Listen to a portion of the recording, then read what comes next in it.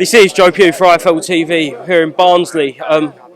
The rain held off, Ben, and yeah, that is luck, considering earlier. When they told me we're going to do a press conference outside, they only told me 2 hours ago. I was like, are you taking the piss? It was absolutely chucking it down, and then I get here, the sun comes out, and there's so many people here. Unbelievable. And they'd obviously been waiting in the rain as well, and credit to Callum, the fan base is just ridiculous. Never seen anything like it. Great to be here in Barnsley. Very excited for Saturday night. Yeah, look, just spoke to Callum. 7,000 last year, nearly double that this year. It's getting bigger and bigger and bigger, and we just spoke there. It may become too big in a couple of years' time. We're going to need a bigger stadium. Now, so he is the biggest ticket seller in British boxing. He has to be, surely. It's just phenomenal. Wherever he goes, whenever, these guys love him. He connects so well. But I tell you what, he works so hard for it. He knows every face. He knows everyone. He works so hard. I saw Josh Warrington on Sky in the week, and I always think of Josh with Callum. I remember people telling me about stories where Josh was in the pubs, Josh was there selling tickets, doing it himself. That's what Callum's like, and he's built scratch by scratch from 100 to 500 to 2,000 to 7,000, now to 14,000. He's you know when people tell you about the 1%, and everything is about the 1%, he just is that inside the ring and outside the ring. And yeah, look, he's a serious fighter as well, and he's got a massive test on Saturday night. But yeah, it's going to be a spectacular event on Saturday night. Do you think this Mark Jeffers fight will happen? I think it's the fight the fans want to see. Mark Jeffers, many people believe he's the best super middleweight in the country. I have been a massive fan of Mark for a long time. I remember when I first started as a promoter doing small shows, bowlers, and little events in Manchester. Mark Jeffers was big on the scene, and I met him and his dad very early on.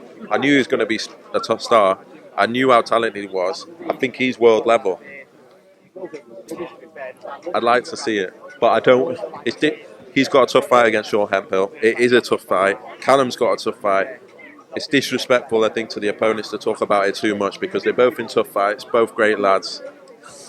But it's a great fight. Adam Azim, late addition to the card. Look, Andy Scott said it out there. It is a keep busy fight, but what sort of fight? I.e., what names are we looking at for September?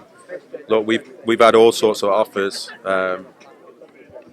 Some big fights there, but it's all landing August, September. And 2 weeks ago, Mick Lermont pulled out. We had a couple of other pullouts, and I said to a few of the stable, we've got a TV slot here 2 weeks ago. Of course, I knew Adam, always in the gym, always ready. He jumped on it straight away, wants to fight, wants to get out, and it's going to be the perfect preparation as well. Callum Simpson did the same for his card. He now does it. Good to see him out. Exemplary role model and professional to be able to fight this late, but could be a banana skin, so it has to be focused, and then after the fight we'll hopefully announce a big one. Right, tune in Saturday night. A couple of things I want to ask you. We ain't spoke to you in a while. First of all, Ben Whitaker. Yeah, what's the plan with Ben? He will fight in September. Headlining? We're down to a couple of names. And look, the explosion after the last fight was huge. He's another one that's just building a 10,000 in there in April. That arena's amazing arena. Fraser Clark as well. So I think both of them, again, having off, it's starting to rain now. But Ben Whitaker, September in Birmingham. British names are we looking at, or international? Good question.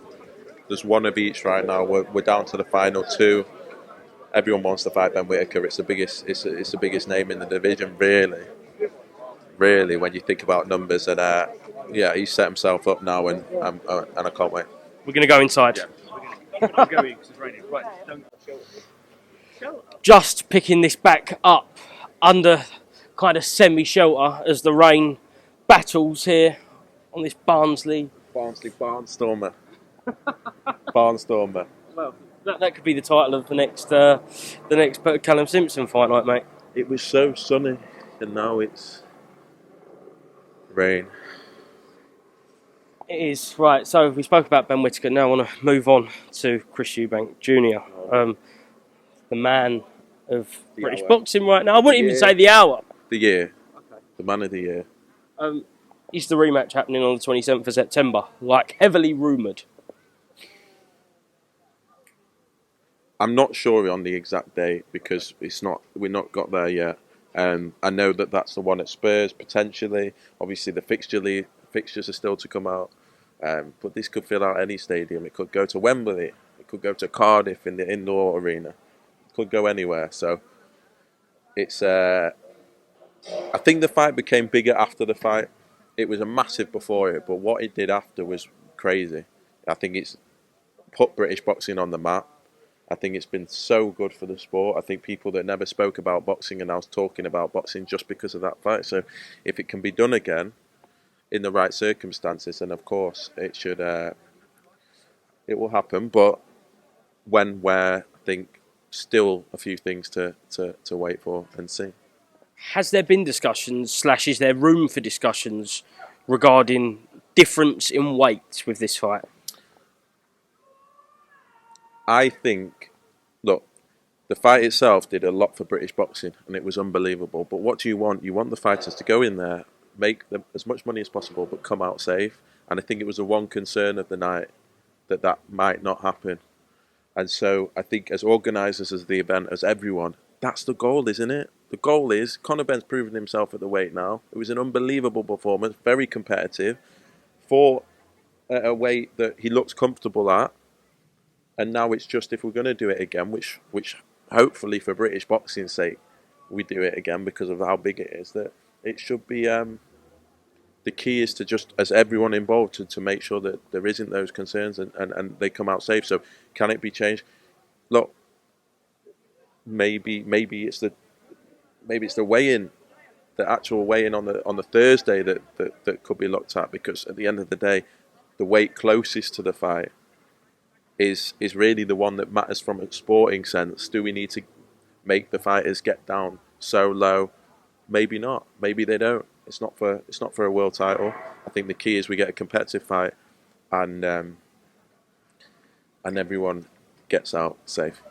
Whilst this fight is huge for British boxing, the first one, record-breaking numbers. As a team, are you viewing this fight as potentially the key to that Canelo fight that he's always wanted?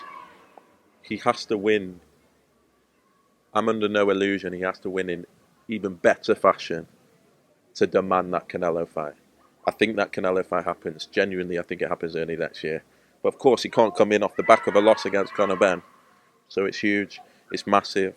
His Excellency wants to make that fight as well.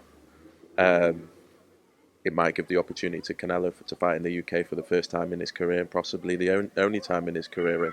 And that fight does any stadium in the UK. So biggest name in British boxing right now, probably against the biggest name in world boxing. That's the fight that Chris wants. That's the fight that I believe happens early next year. That's the fight that everything is geared towards. These Conor Benn fights for Chris, they're nice, they're big, but Canelo is the fight that he wants. Last one, Ben. I've got to ask you. There's a lot of rumours flying about online about your Sky deal. Can you give me any updates on where you are at with a potential renewal? And yeah, just from the horse's mouth, as it were, what's going on with Sky? It's been a unbelievable partnership. I think in the past 6 months, a lot of big wins as well. You know, Eubank, Whitaker, Azim, and this is happening month on month on month. Vidal, and now we're in a position where we're about to announce something, but it's taken a bit of time. But we're about to announce something. So, massive night on Saturday night, and then we'll be able to announce our future. This is the end of this broadcast cycle, and then we can announce what happens next. Announcement next week? Not next week, definitely soon. I think a lot of our fighters are gearing up. We're starting to put the schedule in place now. It's going to be as big a second half of the year as it was the first half. If you think about our first half of this year, we've had, starting with Simpson, then to Azim, then to Lauren Price against Natasha Jonas, then we've had Eubank Ben, then we've had Whitaker against Cameron, and it's just been win after win after win. And then the second half of the year will be just as big. Ben, thank you very much. Good to see you. Are you staying here? I will. I'm here all week. Good. Cheers.